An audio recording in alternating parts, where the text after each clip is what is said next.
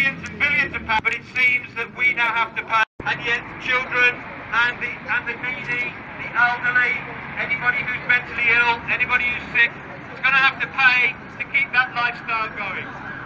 So that's why we're here today, and that's why we want people to join up with Ealing Alliance for Public Services. We are actively for public services. We believe privatisation is not the way to provide all of these services, and we'd like you to sign up for these sheets because we're going to have many more demonstrations and many more meetings. But thank you for coming today, and I hope to see you again. Thank you. We've been giving out leaflets about all these cuts and about the disgusting amount of bonuses that bankers have been raking in at the same time as the government are making cuts. And when we've been standing in Greenford High Street or Ealing Broadway, some people have said, well, it won't make any difference, there's nothing you can do. Well, there is something we can do. We can shout and we can protest, because what they want is for us all to give up and to go quietly. And the reality is, we have got the public on our side. The only thing that allows them to get away with these cuts, or allows them to try to get away with these cuts, is that people don't protest. And I think it's great the numbers of people that we've got here in just a few days leafleting. And thank you to everybody for coming, and thank you for everybody who's been doing some leafleting. On the way here, on the news, it was announced that there are going to be nearly 900 jobs cut from the London Ambulance Service. Most of them frontline jobs. And when you hear government ministers trying to say that it won't affect your health care, how on earth does that stand up when the very first thing that you want to know is that if you get knocked down trying to cross that road, an ambulance will be there. And the ambulance workers, God knows, get very little money, yet it seems that while there's money for bankers, there's money for the rich, there's money to go around the world trying to impose our ideas, British version of what democracy should be. There's not enough money to pay ambulance men and ambulance women. So thank you to everybody who's turned up. Let's have more and more protests. Let's save all the services that are threatened with cuts, and let's get bigger and bigger with our protests. Thanks, and again.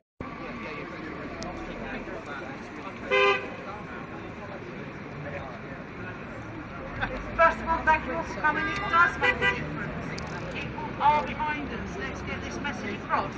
I'm here to talk about the occupational therapy service. You'll see some signs around about it. You may see something in the papers about it.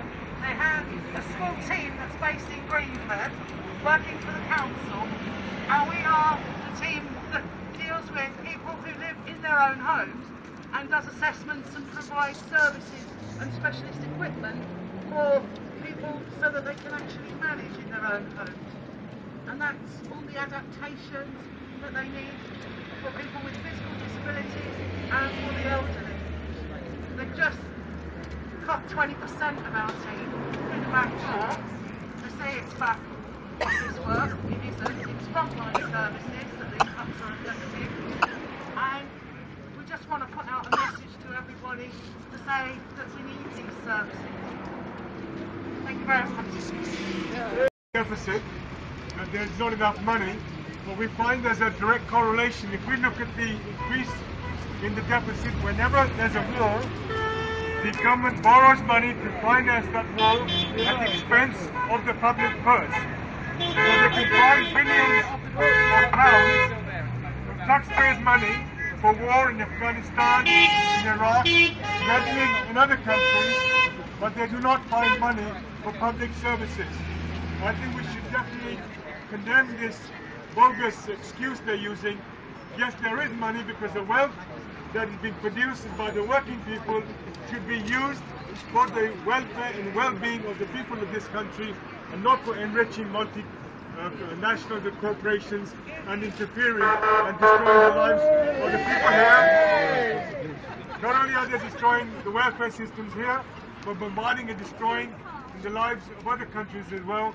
It's a time we put a stop to it. And last week, when the march that took place, nearly I think 700,000 people opposed the cuts. I saw a placard. It's very interesting. The placard said, "We can topple governments too. Let's build a movement. We can do it as well." Cut, cut, cut back! Fight, fight, fight back! Cut, cut, cut back! Fight, fight, fight back!